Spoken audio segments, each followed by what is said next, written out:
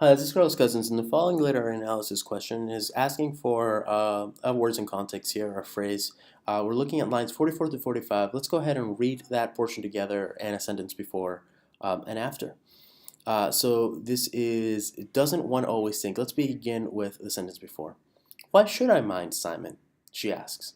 Well, this is kind of annoying. It's hard to really realize what this is in response to if you don't remember. It's in response to Simon saying, he's been thinking of the past, and in particular about a woman he might have married, instead of thinking of his wife right now. She seems to react a little bit funny because then he continues, well, why are you silent? Do you mind me thinking of the past? So it looks like Eleanor reacted a little bit funny here. And, she responds, despite her probably physical appearance here, why should I mind, Simon? Doesn't one always think of the past? In the garden with men and women lying under the trees? And then the next sentence, aren't they once past? All that remains of it, those men and women, those ghosts lying under the trees, one's happiness, one's reality. Okay, so it looks like here, if you read a sentence before and after, this helps a lot.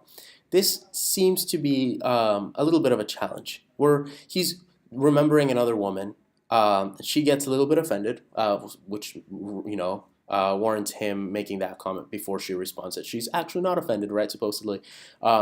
And she says that her happiness and her reality are in the past, are those ghosts lying under the trees, those memories that she has of her own past, rather than in the present with her husband.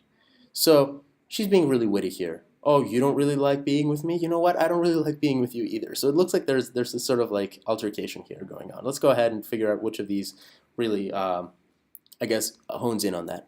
Imply that everybody has secrets in their past. Um, well, no, that's not what we're talking about here. If you're thinking about that with maybe the word ghosts, I'm not sure what could have led you to think of secrets here. Um, that's not the point here. We're talking simply about the fact that he's thinking of another woman, and she's thinking about the past as being her true happiness or reality, not being with this man. So there's this sort of issue here.